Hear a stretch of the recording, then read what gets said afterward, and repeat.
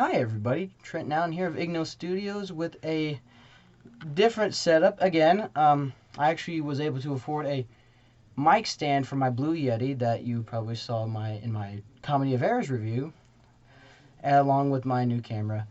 So we're gonna try this out, well, just to see if this works properly. If you guys want to see me do, I have towels around for acoustic purposes. So we're gonna see how well this works, and I hope you guys enjoy this. This next slew of videos that will be recorded back to back will be my review of McMurry University's Direct-Fest this year for 2024, directed by Directing One class. And there we go, get all that nice and easy. These were a slew of different shows by student directing. And thankfully, I was actually able to be a part of a show during this Direct-Fest. I was actually part of the first show that we did for this whole thing, and I was able to watch the rest of them going forward. So what I'm going to be doing is, much like last year's Direct-Fest, I'll be doing a slew of videos back-to-back, and I'll be scheduling them every other day. So, like, this one will be uploaded either tonight or the next day, and the next video will be scheduled to be released the next day, and then the next day, and then the next day, onward going forward. And there's 8 shows, I believe, in this one. So to kick this off, this is not going to be a review. This is actually the first show that I was a part of during Direct-Fest, so I can't really give too much of a review without it being bias. And I don't want to give biased reviews here. I want to give, at best, objective. Obviously, opinions are subjective, but we're going to have fun here. So, my experience with this going forward is, this was this show that I was a part of was called Tis Not Me She Loves. Did I say that right? Tis Not Me She Loves, yes. And these won't take long. These are all like 10-minute shows that you could easily just watch and get a part of. And this one was very fun. This one felt like a parody, like a Monty Python skit on Romeo and Juliet and the Hatfields and McCoys. The characters are literally called the Hat Planes and the McCroys. Little play on the words there. So it's the first show was literally a Monty Python sketch of Romeo and Juliet with the Hatfields and McCoys, and it was hilarious. My experience with it was I was casted as Monty McCroy, which is the parody of Romeo's father and the leader of the McCoys back in history. This one was fun. Everybody was great. This was actually a lot of fun to do.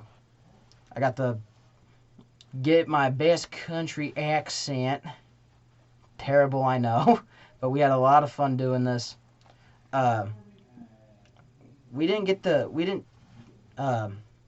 Obviously, safety reasons, no actual blank shots fired. Well, except for one for a bit that involved being shot in the butt. It's funny. I don't know how.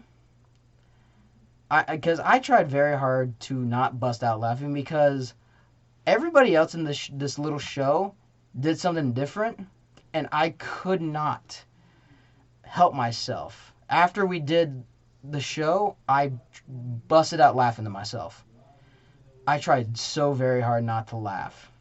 They were that good at improvising and just working with it. Like, one point, I swear I could see myself and just contemplating my life choices in one of the pictures that was able to be shown.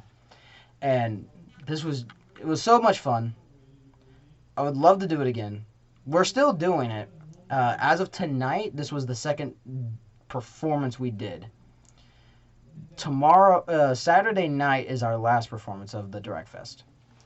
And It'll be a shame not working with everybody else again after the fact, but this was fun. This was fun. Everybody was hilarious. They were great.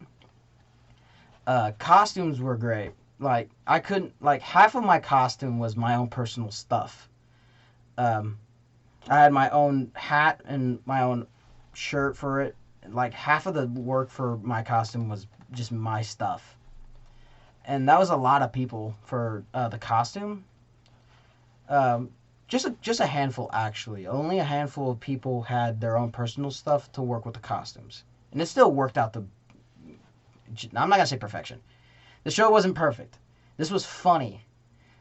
But this show, along with every show, are not perfect. I'm going to set the record straight there. Not every show was perfect. But they have their merits and they have their criticism. I'm about to give it to them.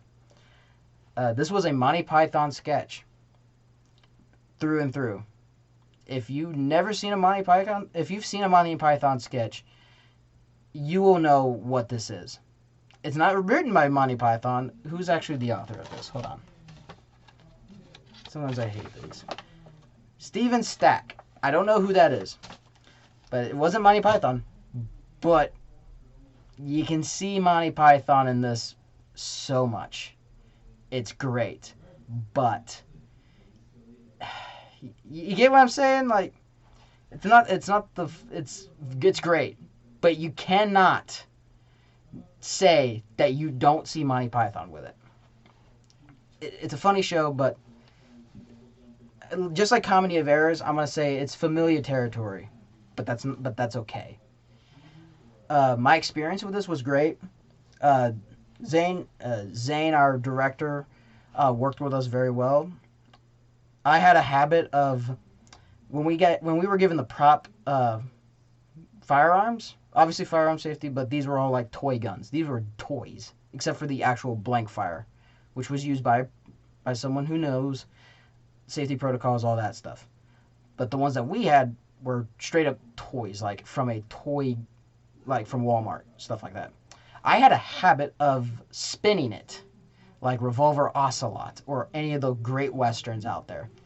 So much so that Zane, our director, asked me, hey, I would like for you to do that in the show. And I asked him, how would I do that? And he said, we're going to do a thing where we circle around each other, like, where we go around all, like, looking angry. And I did a thing, and I spun it sideways this way so the audience could see, because he wanted the audience to see me spin the damn thing. And I impressed a few people. I don't know why. Spinning a gun in my hand, I guess, is impressive. But it's something I like to do. With my toy guns. Anything that I did when I was younger, too, I'd spin it. And everybody's like, well, like, that stuff's great, man. I'm like, it's not that impressive. Jokes aside, like, I have my own self-confidence stuff. But this was a lot of fun to do. Acting-wise, I beat myself up a lot for acting, because I don't know if I can act. But everyone tells me, yeah, you did okay, but, like, I guess I'm too humble for that. I don't know. But everyone else was fantastic. They were funny. And they bounced off each other very well. And I tried. I think I succeeded. That's what everybody, like, all my co-stars tell me, yeah, you did great. Bounced off very well. And I'm just questioning myself, wait, are you sure? This was a lot of fun, though. If I were to give this a rating, I don't know if I can rate this because I was a part of it. I don't want to rate it because I was a part of it. That would just be bias. I don't know.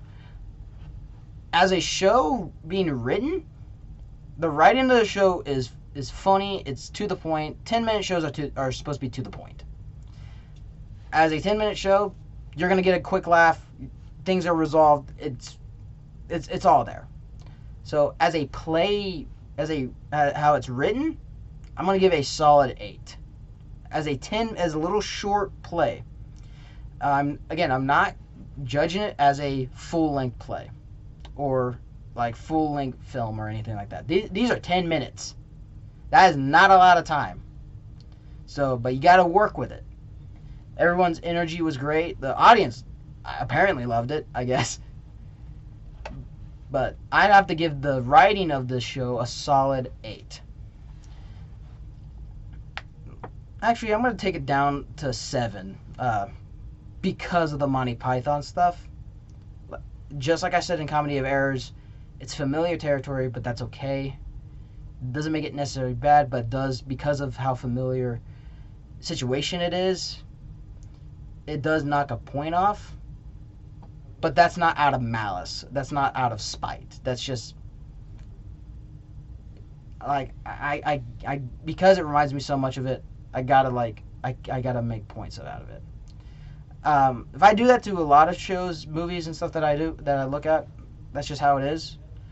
I guess comparing it to Monty Python is a great compliment rather than a detriment. So I guess I'll keep it at 8. And honestly, I'll probably put Comedy of Errors to 8 as well if I use that logic. But yeah, my experience with acting in this show was fun. Everybody had a lot of great energy. It was welcoming. We had a lot of fun with it. We had a lot of great bits.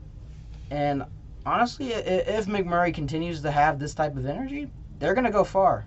Not just as a theater department, but as a university that's growing. Because they're still growing, and it's great to watch. So if you're in the area for McMurray, please go watch it Saturday night. It's great. You'll enjoy it. But they have like a whole summer season and fall season going forward. You're gonna enjoy it. And if I'm able to, I'll try to catch as many as I can to give reviews out like this. Hold on. Thought I had to sneeze for a second. But yeah, that's all I got for Tis Not Me She Loves. Great show to be a part of. Great director. Great co-stars. It was overall just a blast to have. It was just a blast. Thanks you guys again so much for checking in on this video. Again, more videos will be recorded back to back, and I'll be releasing them as is. However I try to. So hope you guys enjoy. And if you want to see more, like, comment, subscribe, do whatever you can. It doesn't matter to me. Enjoy. And I'll see you guys in the next one. Peace.